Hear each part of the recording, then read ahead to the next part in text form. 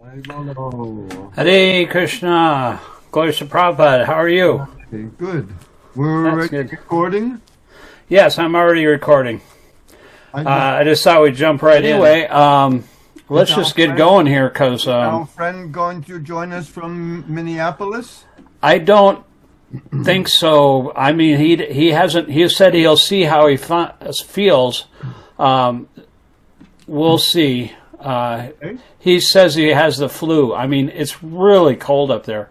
Some activists were at the Minneapolis airport yesterday morning, including a Christian activist. It was 20 below zero. Mm-hmm. And, oh my God, you know, it's like, that reminds me of the Ghat Bathing Club. You remember the Ghat Bathing Club? No, that was before my time. Okay. Well, some devotees would just like prove their machismo by breaking a hole in the ice in the bathing ghat and then jumping in. Sure. And, you know, I would die if that, they do that every year. I couldn't handle that. Yeah, that's like crazy, you know. They do that every year on New Year's Eve here in Pittsburgh. They jump in the Allegheny on New Year's Eve, no matter how cold it is. So you have a few things to introduce? Yeah, I want to introduce something here. Let me see if I can... Looking forward to that. Yeah, this is really I was surprised because a lot of these talk shows are picking up on the fact that there's something going on, you know. First, I want to read that since it's Martin Luther King Day. Adi Prusha, remember him? The Brajabasi? Sure. Yeah, he sent me a video from... He's distributing prasad at... oh yes, he's going. He's like 70. You're 78, right? Yeah. He's the same age as you, but he's like in New York City, and he's got a lifestyle that's way beyond what I could even imagine doing. You know. So. Well. Yeah. I'm more power to him. Yeah. Well, I hope he does that until he can't do it anymore. You know, I don't know what they're going to do without him, but he's been doing that for 20 years. He's been serving prasadam and doing his bread and breakfast program. Unfortunately, they made, with the proceeds from that, they made this yoga center on 30th Street, 10th floor, right in Manhattan, and they renovated this whole floor, the top floor of this building, and they made a beautiful yoga center called the Serenity Place, Serenity Yoga Center. And there's a lady from China. Her name is I forget her name right now, but anyway, she went back to China to renew her visa, and they won't let her back in. Oh. So they had to close that place down.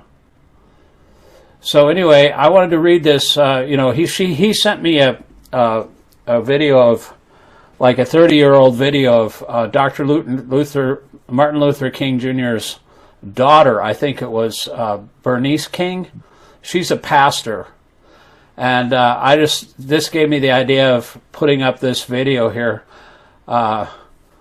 We will have to repent in this generation, not merely for the hateful words and actions of the bad people, but for the appalling silence of the good people. Human progress never rolls on wheels of inevitability. It comes through the tireless efforts of men willing to be co-workers with God. And without this hard work, time itself becomes an ally of the forces of social stagnation. We must use time creatively in the knowledge that the time is always ripe to do right. That reminds me of something that happened just the other day. You know, have you ever heard of the deportation program that ICE is doing on Avello Airlines? There's been activism around that. They boycotted that and did all kinds of things in various states where it's a commercial airline, but they also have they had a contract with ICE to deport, you know, migrants. And so there was activism around that because people didn't like the fact that they were using that for that purpose. And so they finally backed down, and they've suspended their contract with ICE. So they had one activist that was actually doing that, and they said nothing is inevitable, just like it says here, the wheels of inevitability. You can't assume that everything is inevitable. If you push back on the forces that are happening in the world, eventually, just like we're trying to spread Krishna consciousness, and we're trying to present Prabhupada's philosophy in his books and his behavior and his activities, and try to set an example for people to follow, because we want everyone to become Krishna conscious. So there are many people that say that this is just like Prabhupada was talking about this in his Transcendental Diary in 1976. He was saying that during the brainwashing cases, with all of the kidnapping of devotees, and they were saying that they're brainwashed, and even the big philosophers were saying this is just sophistry. All this, sarvadharma prachaja, Krishna says, sarvadharma prachaja. He said, some big philosopher saying this is sophistry. Sophistry means something that's not really correct, or some kind of complicated thing. They don't understand Krishna consciousness, and it's not sophistry what we're doing, but we have to push back, and Prabhupada fought that in the courts, and he won. And so this is proof that if you fight, if you make some noise, if your wheels, if you are the squeaky wheels sometimes get greased. Mm-hmm. So I wanted to share a couple of the activities that some of our faith brothers and sisters are doing. Can you see that? Mm-hmm. Let me see if I.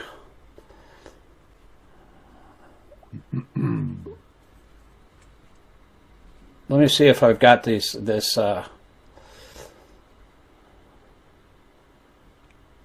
Share computer sound. Okay, now I've got it right.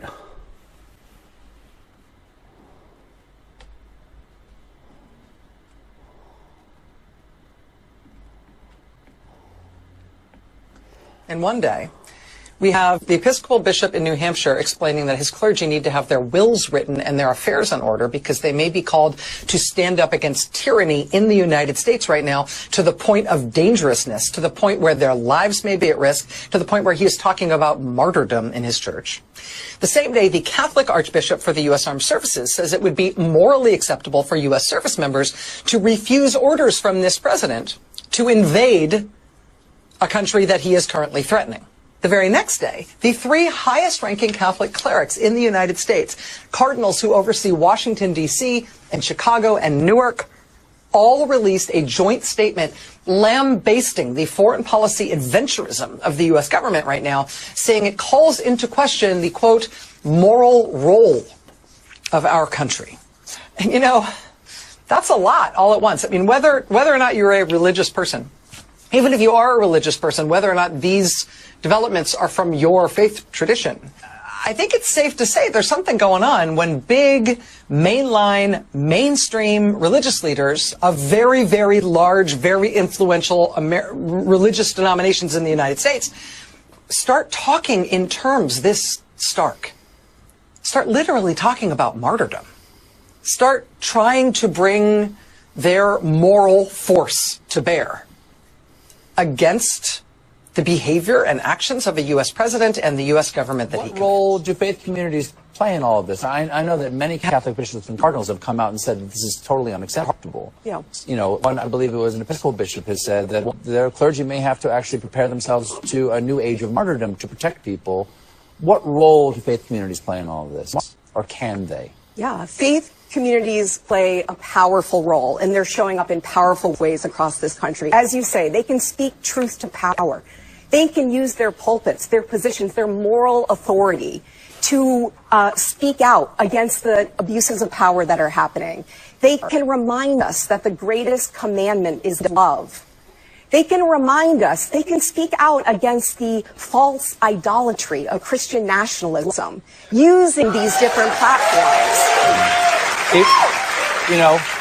Many of the people who are in support of this sort of thing, even some of the people who are in ICE, actually cite their Christian faith as a justification for this. What would you say to those people? Is there anything from your experience of faith that you would say to them? I mean, I think I would remind them of our shared humanity in this moment. I would remind them of the greatest commandment, to love thy neighbor. I would remind them of Matthew 25. What you do unto the least of these, you do unto me. And I would remind them that they have agency in this moment and they can walk away. Yes, they're not in the army. They're allowed to quit. You heard that pretty clearly, right?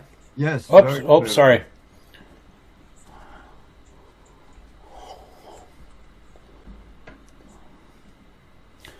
Elizabeth Warren, she's a senator from Massachusetts.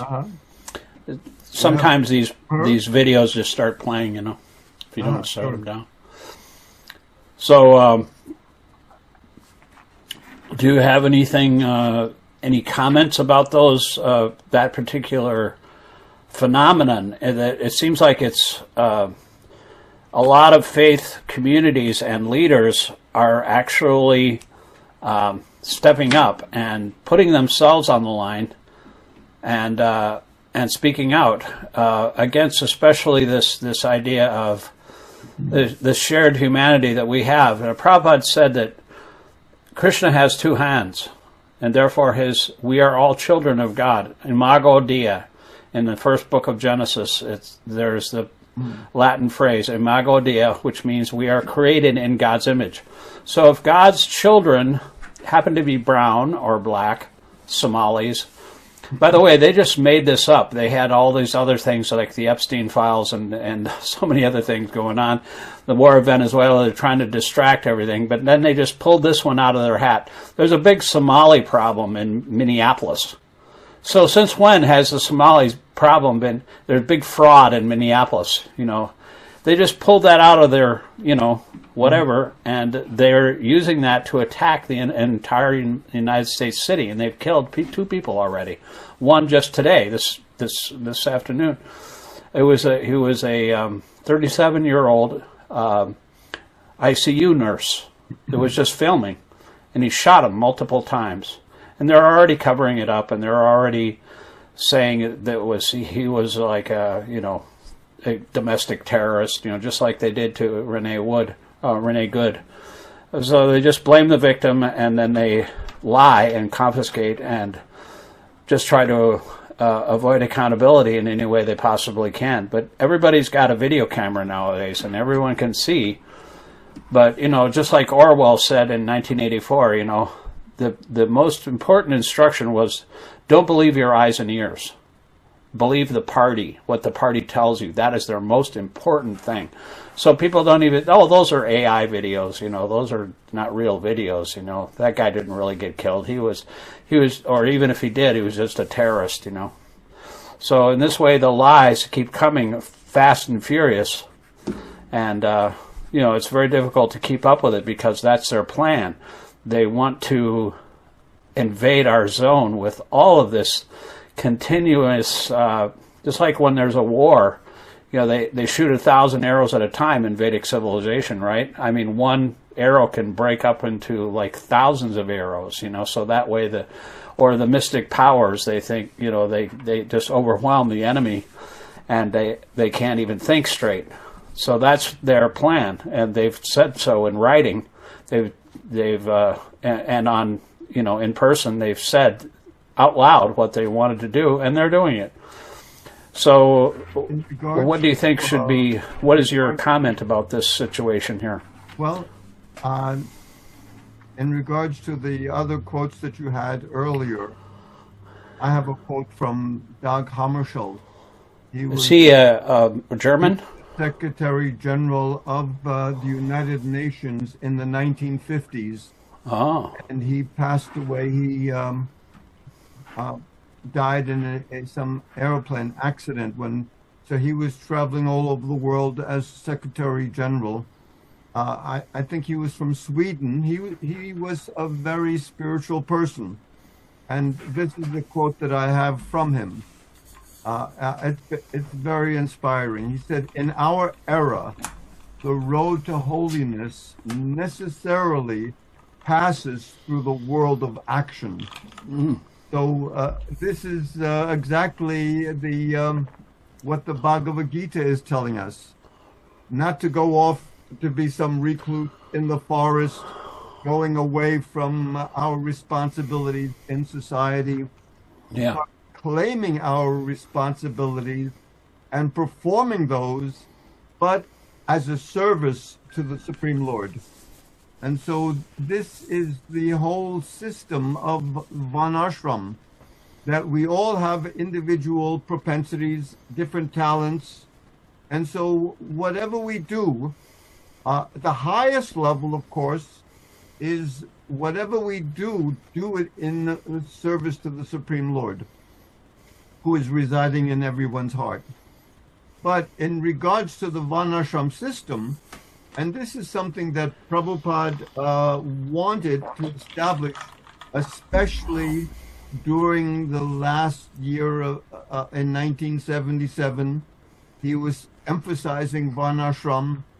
Even some of the devotees were saying, well, varnashrama is not spiritual, and that's true. But the thing is that the varnashrama system helps us bring the society at least up to the platform of goodness. Right.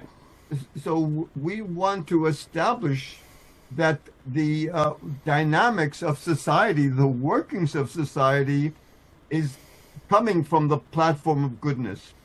So there's three basic modes: goodness, passion, and ignorance.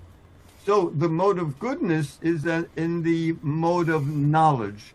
There's the understanding that there's knowledge and concern for the general public is coming from this platform. The mode of passion is primarily concern for oneself, just to get ahead, to passionately work very hard for yourself, whatever it takes, get ahead on your own. And of course, the mode of ignorance is coming from a platform of foolishness and misunderstanding and total ignorance. This, again, is explained in Bhagavad Gita, that in the mode of passion and foolishness, people really don't know what to do and what not to do. So they're creating an atmosphere in society that's not only going to ruin the entire culture, but it's also going to ruin themselves. It's not beneficial for anyone. And we see this happening. The dynamics of society is in the mode of goodness, in the mode of ignorance. Goodness can't come up there because ignorance is pressing everything down. And we see this right happening before our very eyes. So Kṛṣṇa in Bhagavad Gita, especially in the 17th chapter, he wants to inform people as to distinguish between goodness, passion, and ignorance. Right. And also, the entire Vedic system is set up to help us distinguish between what is dharma, what is pious activity, and what is adharma, what is impious, foolish, and selfish activity. So unless people understand these concepts and the dynamics of what's going on in society, they won't really be able to get a grasp of what's going on, and they won't really present the proper solution to what's going on. Yeah, I was just reading something about that. I'm on the last chapter of Transcendental Diary. Remember that hit in the third book. There's 5 books altogether. The third volume. The first chapter of the third volume was Prabhupada staying at your house in the front yard. That was in 1976. Yes, this is also 1976, but it's in Vrindavan. Now, I am 11 hours into this chapter. It's the longest chapter I've ever read. It's probably about 16 hours long, because he just does one place, and that was the last chapter of fifth volume. But Prabhupada was talking about how his spiritual masters, as Bhaktivedanta Saraswati Goswami Maharaj Prabhupada, he wanted daiva-varṇāśrama to be implemented. Daiva means like devotees. The mode of Shuddha Sattva, right? Yes, divine ashram, the divine system. Yeah, and Prabhupada was explaining. He was talking about when he was in Vrindavan at this point. He was talking about how that Bharat Maharaj, he renounced his. Rishabdev. Rishabdev renounced his kingdom, and he lived like a madman, like a ghost, and he was just wandering around, and people were criticizing him and calling him names and passing stool and urinating on him, and he looked like a madman, but he was the supreme personality of Godhead. He knew exactly what, and he didn't really even care what people were doing to him. But in spite of that, Prabhupada was, on that verse, but he was talking about the responsibility of government. He said Rishabdev, before he left and became a Avaduta, like that, he placed in charge of the government his son, Bharat. And you have to have a responsible government, and you have to have the varnashrama system. But the problem is nowadays everybody thinks that you should have a classless society. But because everybody is Shudra and everybody's pretty much an animal, they just pick between, it says, I'm an animal, how can I pick a good leader? Well, he's a big animal. He has a lot of money, so basically the more money you have, it's not based on Brahmana, Kshatriya. It's based on how much money you have. So, a person that's rich. In the Kali Yuga. Yeah, exactly. That's in the Vishnu Purana and the Padma Purana, and also in the 12th chapter of the Bhagavatam talks about how if you're rich, then you have the power of you have the respect. You become a big animal. Because the bigger the animal, samstuta parusha pashu, small animals are worshiping the big animal because they're rich. And, but see you can't have a classless society because everybody's a Shudra and everyone's an animal. So you have, Bharat Maharaj was preparing, even though he was talking about like giving the kingdom to his son, Bharat, who was the eldest son of, what did he had, 100 sons? Bharat Maharaj, or was one of his biggest son, was his first son, I believe.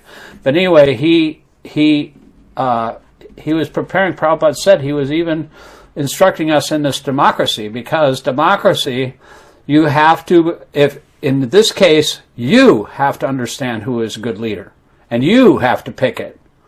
So unless the citizens themselves are educated in the process of picking a leader, then unless you have a good leader picked by the people in this democracy, there is no possibility of peace.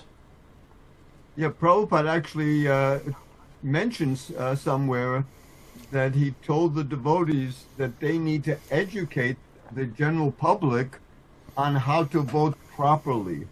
Right. Because we don't even know, this public doesn't even know the qualities of what makes a good leader. And one of the main qualities is to be able to protect the citizens. And not only the citizens, just like, for instance, you have a Lord Ramachandra, and they were on their way to attack Ayodhya. Right. In Ayodhya, there's Vibhishan and his secretaries. They couldn't convince Ravana of doing the right thing, and so they left. They came to the camp of Lord Ram, and all of the monkeys there, they were very suspicious of Vibhishan, because they were saying, he's a demon. Yeah, he's a demon. He's Ravana's brother. He must have come here to plant some dissension amongst us. Right.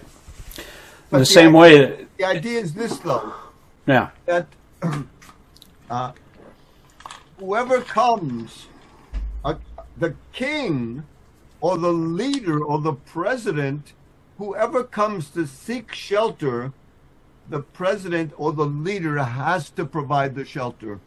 And so this was Lord Ram's conclusion, that he's come here, Vibhishana has come, he wants to take shelter, and it's my dharma, it's my duty to give him shelter. I'm not a scorpion. I'm not going to bite him or attack him. That's not my duty. My duty as a king is, if someone comes to me for some shelter, I'm obliged to give that shelter. And so that was his conclusion, even though many of the monkey chieftains were complaining. Still, this was Lord Ram's conclusion. Whoever comes to you for shelter, the king must provide that shelter. The leader must provide it. Of course, you can use that as an excuse. Didn't Maharaj himself? He went to the forest and a deer was miscarried and fell into the stream, and he started taking care of it. This is helpless animal. I have to take care of this helpless animal. It's my duty. And then he was neglecting his sadhana, and he became fallen. Yeah, so Prabhupada always talks about catching the big fish and not getting wet. Oh, yeah. So like a lotus in the water never gets wet. In a sense, this is also what we're doing. We're trying to inject Kṛṣṇa consciousness and the Dharma into the public arena, into politics. And so some devotees have even accused us that what are you doing in the political arena? But we're not in the political arena. We're injecting the Dharma and the principles, the universal principles of Dharma into the public arena and into politics. I mean, they could say that about Prabhupada, too. I mean, Prabhupada was saying, this is democracy now, so you have to educate the citizens.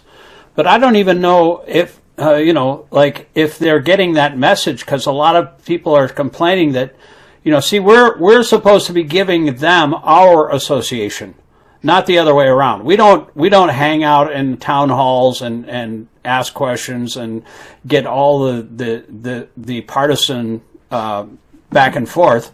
We're trying to introduce a clarity based on the Bhagavatam, which means the ability to distinguish reality from illusion and what is best for the human society based on Krishna's instructions, based on the Guru's instruction.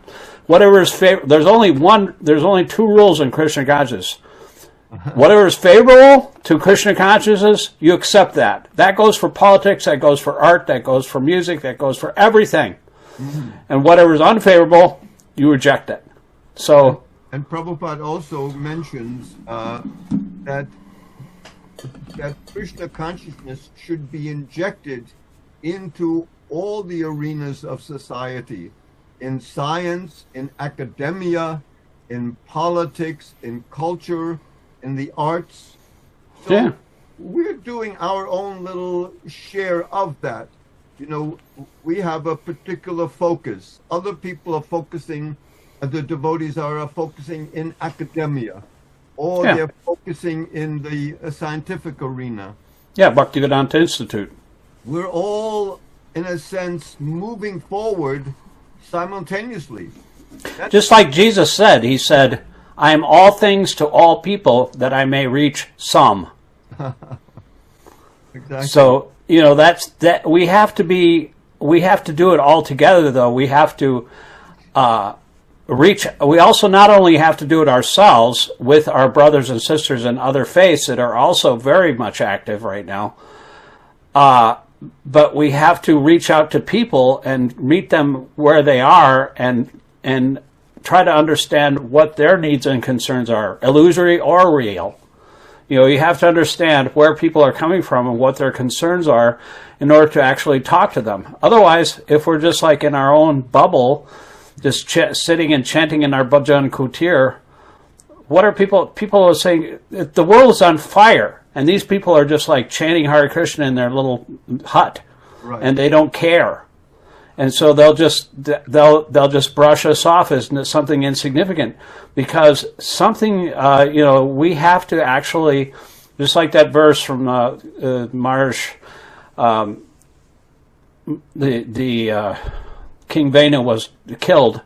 There was no king, and therefore the sages were thinking to themselves, the people are suffering because there's these rogues and thieves that are plundering all the riches. And so, therefore, if we do, usually brahmanas are not involved in worldly things, but if people are suffering, then the brahmanas have to pay attention. They have to do something about it. Otherwise, all their brahma-tejas, all of their spiritual potency will run out of their body like water from a cracked pot. No, this is very important, and there's a word that covers everything. It's making Krishna consciousness relevant. Right, exactly. Take it how otherwise the movement, the Krishna movement, the Chaitanya movement will be it's right now it's irrelevant. I know. It's like what they used to have a regular thing. Our podcast is called the Vedic Observer. Remember in the BTG in the back issue, the back page of every issue, they had a running column of current events based on how to see things through the scripture. I saw Tarup Maharaj was editor at that point, and they would discuss like current events and try to relate that to Vedic wisdom. And that is no longer there. In fact, I actually subscribed to the Back to Godhead magazine because Ram Kishore, our friend from Minnesota, who is in a war zone right now, he said that everybody should subscribe to this. Otherwise, just like all the other print media in this country, it will go by the wayside because nobody has print media anymore. And this is Prabhupada's thing. He started the Back to Godhead magazine in 1944. And so I subscribed to that. I've been getting it for an entire year. So do I, yeah. Bi-monthly issues. And there is not one single article about anything that's going on since this authoritarian takeover of this country. Not one article, not one word from editorials, nothing. Not a goose egg. And I think a lot of religious leaders and other traditions are speaking up. Yeah, and so we should also speak up. And I don't know what is the hesitancy to actually try to join with an interfaith dialogue. I mean, Kirtanananda, he was a pioneer in the realm of interfaith dialogue. I remember they would have the holy name is very, very important in all traditions, and so they would have the zikr. The Sufi mystics come in and they would speak, or they would chant all together in our interfaith conferences, and we would also chant. I thought that was so nice. It's not just a matter of comparing your like Deva Marita Swami would say, "Oh, see my eagle's feather? I have an eagle's feather. Oh, let me see your eagle's feather." No, it's just there are community. The holy name binds all religions. Where there are one or more of them gathered in my name, there I am in the midst of them, in the Christian faith. And they chant on their rosary, and we chant congregationally. And Kirtanananda was told by Prabhupada to write a book, to write something about how Christianity was connected to the holy name. Because this is the Yuga Dharma, the holy name of Kṛṣṇa. You're familiar with the letter of the Bhagavad. Oh, yeah, I love that book. He actually went to Japan, right? He got an artist. No, he was scheduled to go to Japan before he came to America. He never made it, right? For a conference. No, he never made it, but in preparation, before, in the late 50s or early 60s, he wrote the letter of the Bhagavad in anticipating to going to Japan for the conference. But here's what he says, that,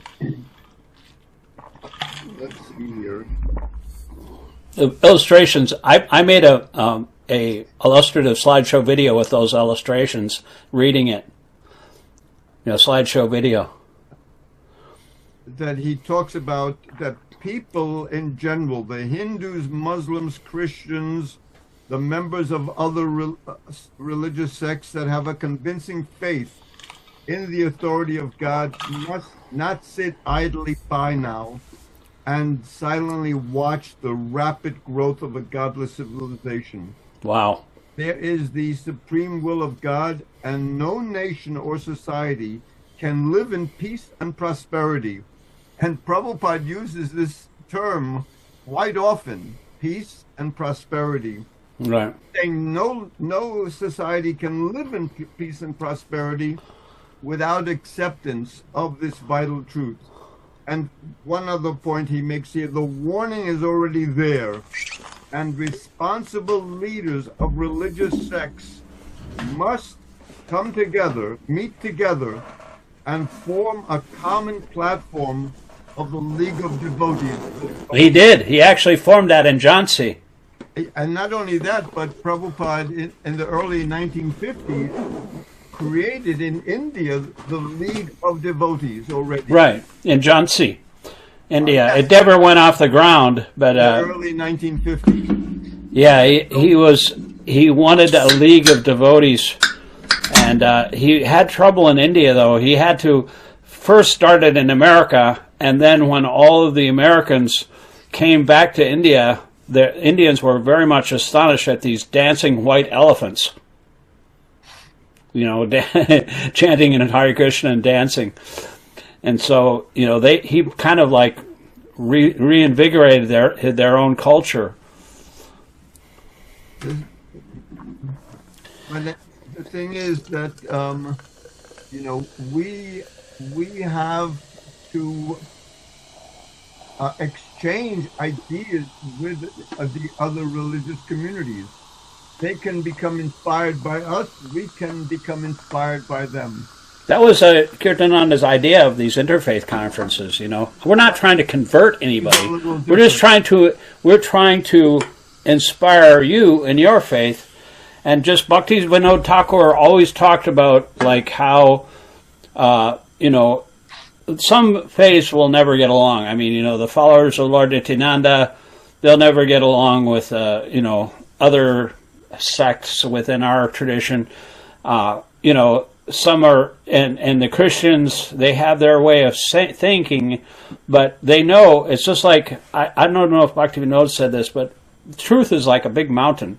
You can see it from all different sides. You can see it from the east side, the west side, but it's all one mountain. And so you can see the truth. And just like Radhanath he made an example. If you understand what is a devotee by their characteristics, you just like in the Bible it says, you'll judge them by their fruit, by their behavior. You'll understand who is devotee, who is not. So if somebody that's a real is a dog owner, right? The dog will understand who is his master, even if the master is wearing something different, if he's wearing his boxer shorts, if he's like wearing his suit and tie, even if he's completely naked, the dog will understand this is my master. So similarly, we can understand who is really a devotee by their love of God.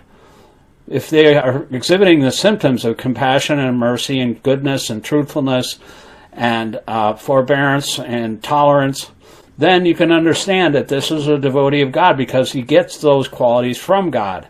And so therefore, he's my brother. Doesn't matter what color he is, it doesn't matter what faith it is, because everything is coming from the Sanatan source, the eternal source, which is a person ultimately.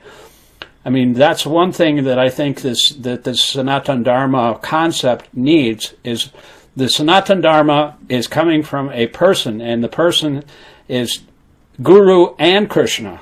In order to get to Kṛṣṇa, you have to come through the Guru.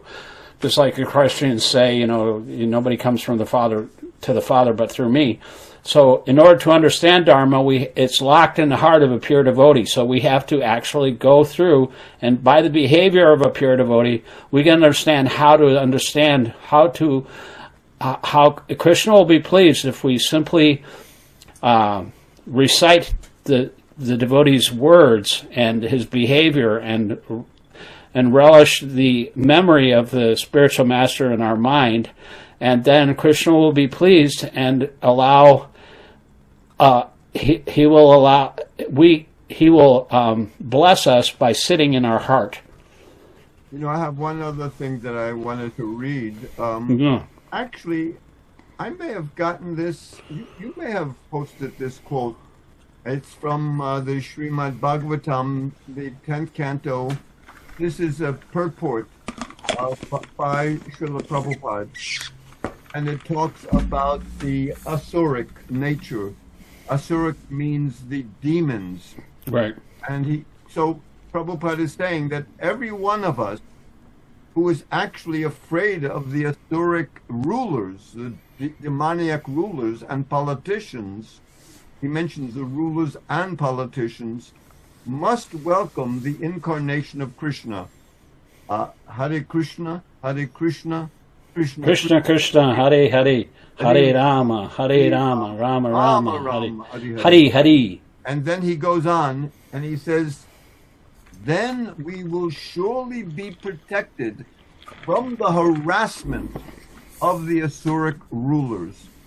At the present moment, these rulers are so powerful that by hook or by crook, they capture the highest posts in the government and harass countless numbers of people on the plea of national security or some other emergency. Yeah, that sound familiar? Exactly what's happening. Yeah. And that was written, the 10th canto, that was like one of the first, the last things that Prabhupada wrote. Mm-hmm. I think he got up to the 3rd chapter or something, and when he was... Well, this is from the 3rd chapter, but I think he got up to the 11th or 12th chapter. It's the story of Brahma stealing the cows and children. That was the last story that, or the last chapter that Prabhupada translated and made. And those comments, those purports by Prabhupada in those last few verses are extraordinary as well. I mean, he was so prophetic, and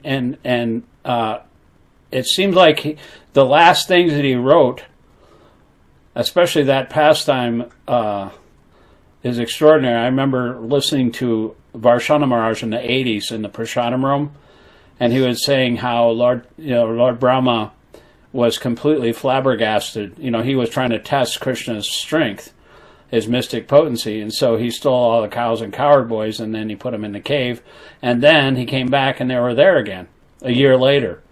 And so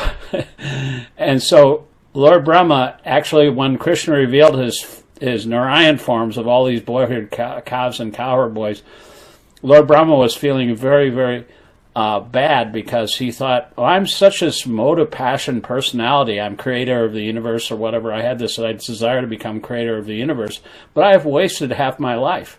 Mm-hmm. And, and Varshana Maharaj was saying, Brahma lives for like 111 trillion years. And so he was having a midlife crisis. 311 trillion years. So he'd already gone through 150 trillion years of his life, and he said, I can't stand it if I waste the other half of my 100. And I thought I was old, So that just makes me feel a little bit better, But my God, there's just the time scale, the cosmology of Vedic philosophy is just mind-boggling, and it blew my mind. Where did he read all that stuff, that pastime of the Lord? Because he went to Navadvip, Brahma did, and he prayed to Lord Chaitanya, and he said, what do you want, Brahma? And Brahma said, well, I want to take part in your pastime. I know you're going to come here in 4,500 years, which is like a few minutes for him. And he said, I want to take part in your pastime. He said, okay, I'm going to come, and I'm going to make all of the other demigods drunk with the holy name. and you'll be there.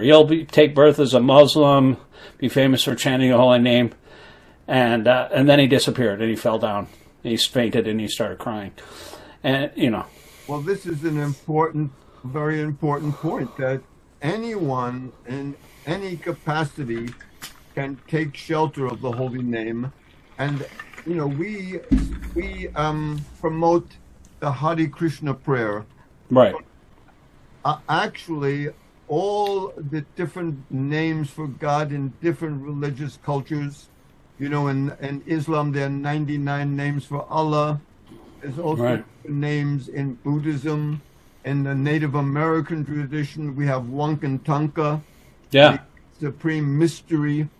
So there are many, many names for God in cultures and traditions all over the world. Right. And these have sacred abilities, just like, for instance, Jesus tells us, if two of you gather in my name, I'll be present.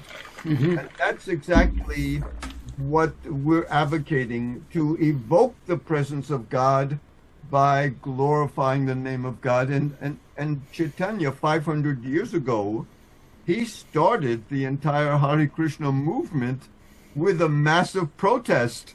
I know. He was the pioneer of civil disobedience.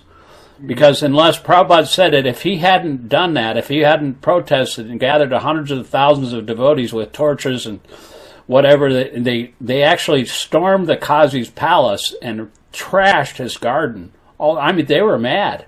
And Prabhupada said that the Qazi was like hiding under his bed. He was afraid. And Prabhupada said, as he should be afraid. Mm-hmm. So these people that are doing this now, Ram Kishore Prabhu, who was from Minneapolis, they have so many National Guard, so many ICE. They have, supposedly a unlimited budget, billions of dollars. But, there's a lot more people in America. And so if the government becomes the criminal, then the only solution is for the citizens to become the police. And just like Lord Chaitanya got all of his disciples to, and of course he was so, amiable back then, and he had a nice conversation. They referred to him as his uncle and nephew. Why don't you let your nephew into your house, And he actually converted the Qazi and his tomb. People to this day go to his tomb and worship the Qazi because he was a Vaishnava. He told everybody, don't disturb this Sankirtan movement. Yeah, and this is the way we should deal with this situation. We should have amiable conversations with these leaders and try to melt their hearts with humility, because otherwise, that's why one of my favorite professors, he actually moved out of the United States when Trump was elected, because his wife. They have children. His name is Timothy Snyder. He's a historian from Yale University. Yeah, the name sounds familiar. He wrote a very famous book called On Tyranny: 20 Lessons from the 20th Century. Okay. Mm-hmm. And he made an illustrative graphic novel about that, and I turned it into an audio, like an illustrative slideshow video. And Rachel Maddow, the MS Now pundit that we just watched at the beginning of the program, she always carries about half a dozen in her purse just so she can give out to the people. But he said that the moral resistance, peaceful resistance. I mean, Lord Chaitanya got all his followers riled up just so he could scare the Qazi. But then he was very nice to him, and he changed their hearts. I mean, he could change anybody's heart. Humility is the key. Not that you just, like my friend was saying, we should just arm ourselves. That's not going to help. No, humility. And Chaitanya exhibited that on several occasions. Like with Prakashananda Saraswati. Yeah, with the Mayavadi philosophers, and with Sarvabhauma Bhattacharya. He didn't say a thing for 7 days. even in one of his prayers, he was saying that we have to be humbler than the straw on the street, more tolerant than the trees, devoid of all sense of false prestige.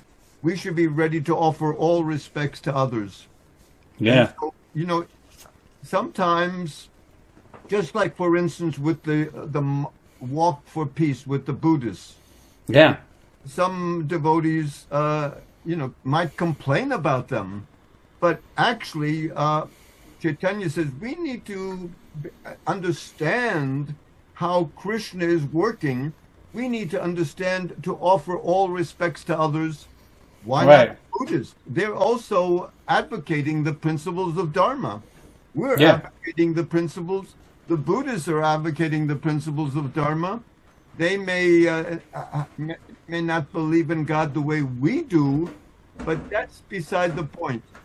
We need to find the common ground and express our love and concern for the massive suffering that's going on in this world. Kṛṣṇa said, forget about all of these other little minor differences that we have. Right.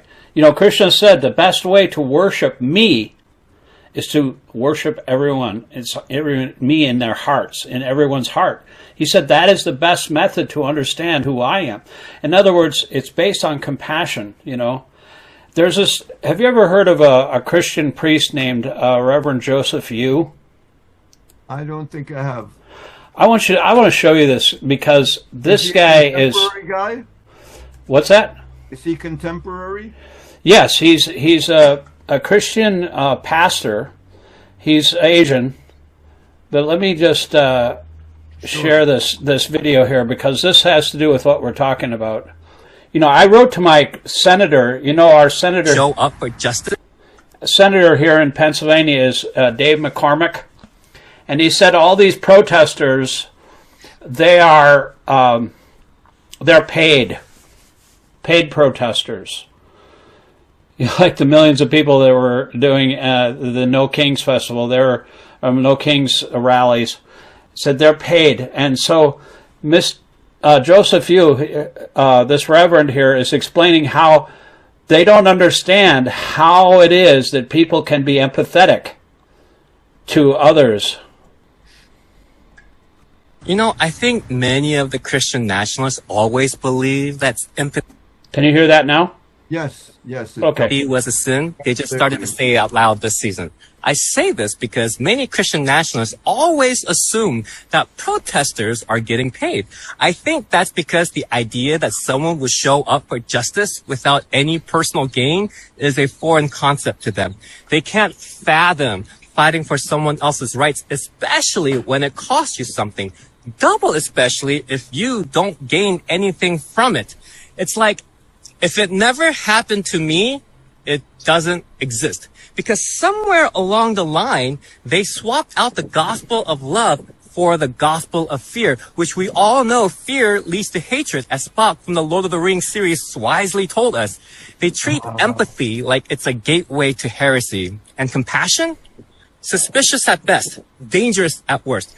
But as Wendell Berry said, we have to be able to imagine lives that are not our own. And that's not just poetry. That's gospel. That's solidarity. That's literally what Jesus did. He didn't die for people who had their act together. He didn't sacrifice himself for those who earned it. He gave his life for the people who would never deserve it. People like me, people like you, people like us. If your gospel only extends grace to people who look like you, vote like you, believe exactly like you, then maybe it's not grace anymore. You're most likely gatekeeping and controlling people through fear, because real grace, it's unfair, it's unearned, it's uncomfortable, and it changes everything. You're not defending the faith. You're just scared that love might win. And I can't imagine why you're so scared to let love win.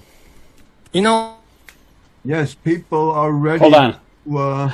You got something else? Turn up volume here. Okay. Yeah. Can you hear me? That was really good. People are ready to believe so many different things, accept so many different things, just to support their own conditioned mindset. Yeah, I mean, people, they say they're Christians, but they're actually more attached to their bodily conception of this is my tribe, this is my group. They don't really understand the teachings of Christ, and Christ's grace is unearned, and Prabhupada showed that by going to the Lower East Side of Manhattan and giving it to all these hippies. They didn't deserve it. What kind of culture did they have? He brought the Indian culture. They had rock and roll, blue jeans, and suicide. Right. The hippies were on the fringe element of society. You were a hippie. Yeah, definitely. I was the first one to wear bell bottoms in my junior high. But, we're just like... Allen Ginsberg actually noted that about Prabhupada. He came to the Lower East Side and he gave his message to the least among these. And what kindness. I know. What intelligence to come. I mean, it was perfect timing, too. Just when the hippies were disenfranchised. Have you ever heard of there's a book called The Turning? It's like, I'm not sure if that's the full title, but it says that the society goes in 80-year cycles. First there's a war, then there's a kind of an enlightenment period, then there's the me generation, and then there's another war. It goes in 20-year periods, like every generation. So Prabhupada came during the enlightened period, and they were all on drugs, but they were looking for something mystical. They didn't like the religion, they didn't like the education, they didn't like the war in Vietnam, they didn't like anything. They were just dropping out. Sociologically, after World War II, what emerged, there's two different things emerged. One is the rise of the middle class and suburbia. Right. And the other thing is the rise of the beatnik and the hippie generation. So many... Not myself, I wasn't, but many hippies came from suburbia because they saw their mother and father, they were surrounded by so much opulence, but they still weren't happy. Right. Prabhupada said, these Westerners, these Western boys and girls, they had everything, but still they gave it all up, and they gave up their drugs and their bad habits, and, how can you imagine... like giving up everything in the hippie generation? Prabhupada was very amazed that they would even do that. I mean, he didn't know how he was going to do it, but he said, when he was on his way from the Pittsburgh airport to New Vrindavan, he said, this is the way I did this. I just invite them. You come and dance and chant with us, you have some prasadam, and then you go home. That's it. No philosophy. Just give them a taste, And this is how I started this movement. And so this is the same thing we have to do in our centers. And just invite people. And, I tell them people when I'm driving for Uber, I say, this is like a fun kind of yoga. Everybody in the room starts dancing. And it's free, too. Do you like free? And I said, free is my favorite price because I don't make that much money with Uber on, driving around. My wife is the one that wears the pants in the family, So, and then I give them a cookie. I mean, who doesn't like a cookie? Even if you're an Al-Qaeda guy, you probably like a cookie. And so, you just be nice to them and invite them to come. And if you get enough people, then it'll just grow. Because that's Lord Chaitanya's desire. They're going to build a temple up on the north side. Did you know that? Here in Pittsburgh? Yeah, in Moon Township. And it's going to be visible from the highway, from the I-76. And they're going to have a Govinda's restaurant right next to it. But the plans, I went to the Unitarian Church where they were about a few years ago, 4 or 5 years ago. It's a 10-year plan. And that temple is going to be exactly according to Vedic architectural specifications. It'll be the first of its kind in North America. My personal opinion on this is that the temples usually attract the Indian population. Well, so does New Vrindavan. Yes, but the thing is this, that to attract the general Western public, we need to make friends, we need to show how Krishna consciousness is relevant. Yeah, exactly. we need to show that, yes, there's a sense of community. Right, community. People in the West are more concerned about a sense of community rather than attractive buildings. Right, yeah. Experience that community. Of course, we can develop community and build the temple side by side, but the more important element is community and the meditation, the chant of the holy name. But in winding down from this topic, I wanted to mention that to take a look at any issues in the news and in society, we have to ask the right questions. So for me, in looking at what ICE is doing and looking at this whole fandango, this fiasco, basically there's several questions that come to my mind. One is, what are the guidelines in hiring law enforcement personnel for ICE? What is their criteria? What they'll pick anybody. Yeah, but not only anybody, but they'll even take. There's some people who attacked the Capitol on January 6th who are working for ICE. These people, and they want the racists, and they want anybody that hates liberals and hates the brown people, and they actually have ads. They put a like a 1970s style big van with like the swiveling seats, and they say, "Yeah, man, come out with us and let's pick up some of these illegal migrants and ship them out of here," And it's like, these people are cop beaters. They beat the law enforcement officers who were protecting the Capitol, and so how are they qualified? How are some of these people qualified? And a lot of them are overweight. Well, they give them $50,000 too for a signing bonus. They're getting huge amounts of money, and for what? The ICE. What is their training? They don't have any training. And what if ICE agents deviate from the law? What are the consequences? J.D. Vance, their vice president, said there is no consequences, and whatever they do is fine.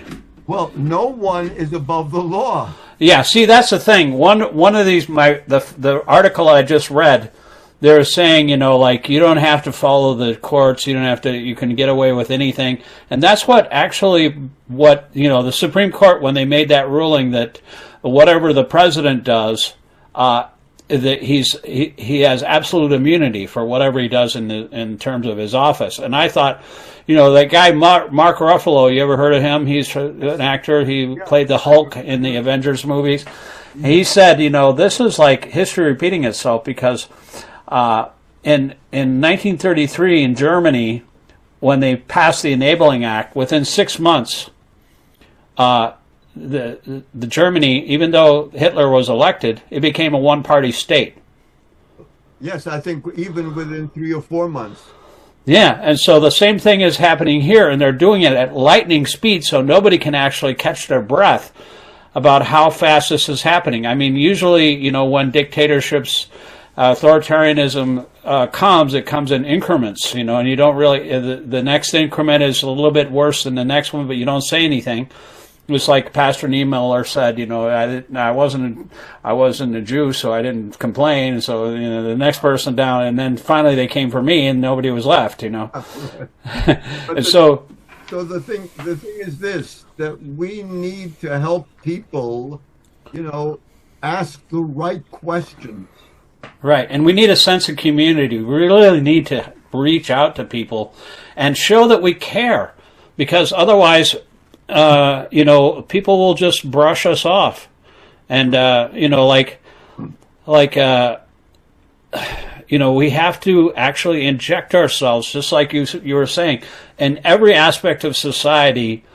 We have to. Prabhupada gave us a perfect example in Bhaktisiddhanta Saraswati. His disciples were so powerful that even the big, Jata Goswamis and the Smarta Brahmins were afraid of them.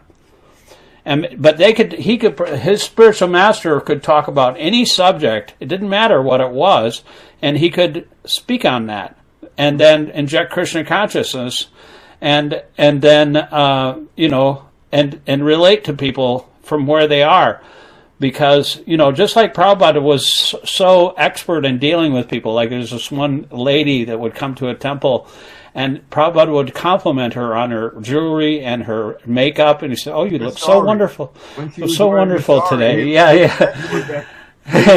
Attractive. Yes, and she became, that's how you have to deal with people. Even the guy that got murdered in Vrindavan, Kirtananda would always ask him, "What's your car? How's your car?"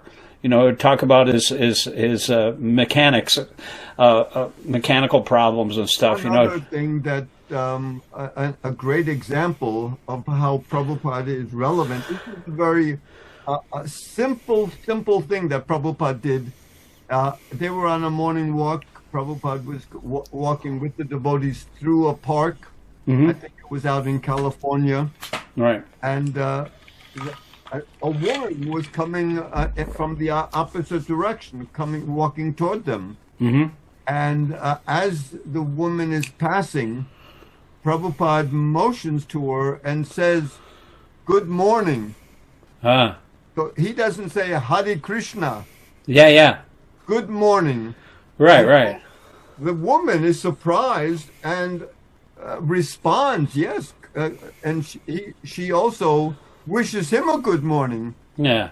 So, Prabhupada understands how to relate to people, and he uses the term time, place, and circumstance. Desha Kalapatra. Quite often. Yeah. And that is really key. And also he talks about Lord Chaitanya's followers.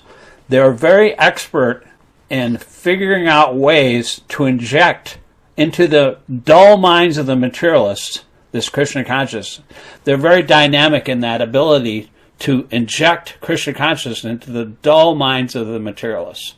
Because first of all, you have to have you have to be able to relate to people, and then you have to be able to give them some taste so that they'll come back for more. If somebody's nice, just that simple gesture of good morning or hello. Like when Prabhupada met people in India and Vrindavan, like a lot of devotees were complaining that some of these Mayavadi temples, they would kick them out after 3 days or a week. But when Prabhupada had visited one of those temples, they were nice to them. They were nice to his followers because Prabhupada broke the ice, because he knows how. He was not envious of anybody, and he didn't have an attitude like, he would call big scientists and stuff demons to their face, but they weren't offended, and they would say, well, maybe I haven't calculated my experiment very well, They would actually agree with Prabhupada, even though he called them demons to their face, so he had no... He called them fools and rascals. Yeah. And they wouldn't be offended, though. Prabhupada was so selfless that everybody knew that when he spoke, it's not from any kind of egotistical controlling.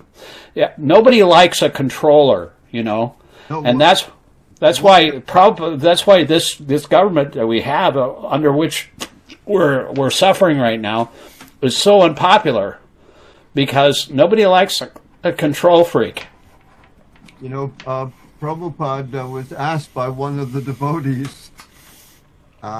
He said, "Well, you're calling the scientists and the professors, and right in front of them, you're calling them fools and rascals." And the devotee asked, "You want me to do that?" And Prabhupada said, "No. You can't do that, no. Only I can do that." Right. I mean, Prabhupada, one time he was on a plane, and he would say something, he would ask the devotee right next to him, to the stewardess. They used to call them stewardess, now they're flight attendants.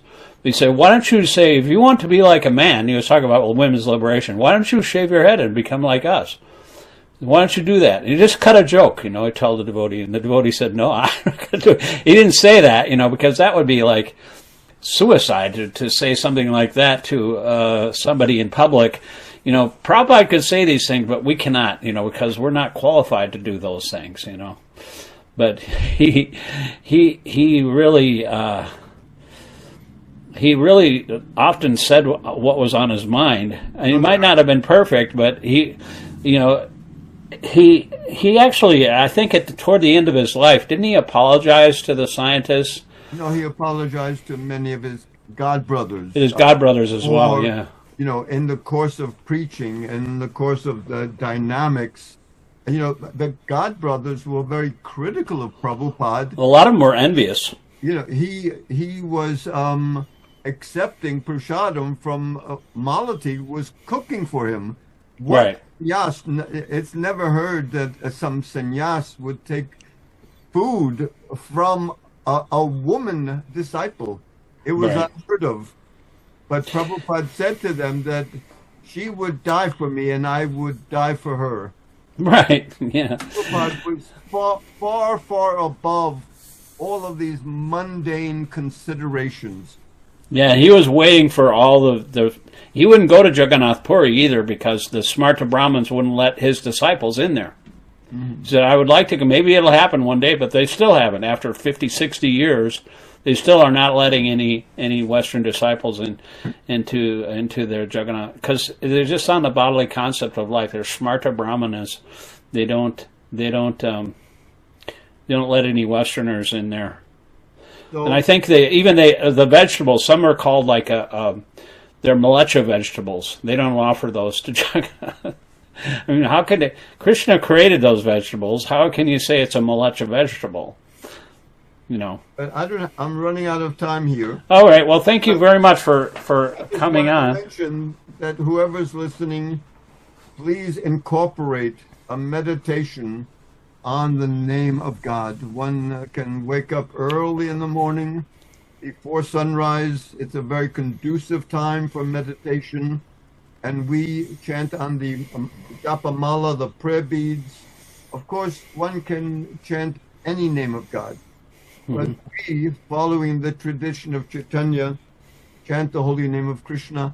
Hare Krishna. Hare Krishna. Krishna Krishna. Hare Hare. Hare Rama. Hare Rama. Rama Rama. Hare Hare. So, Shikshastika Prabhu, thanks so much for inviting me on. Thank you. It's a pleasure to speak with you and to exchange insights into what's happening. Thank you so much for your service. Anytime. I'm having these every, sometimes it's just like two guys Bhagavatam class like you and me, Just like they have that Five Guys hamburger joint, this is Two Guys Vedic Observer. So it doesn't matter though, like if there's more than one, then I broadcast it and I'll put it on the tape, on the video, That's why my website is called Sanjaya 4K Videography, because Sanjaya, he was the minister for Dhritarashtra. He was blind. But he had Vyasadeva as his spiritual master, so he could envision the battlefield. We can't do that, so we need YouTube. Well, thank you very much, Prabhu. Take care of yourself. Hare Krishna. Until next time.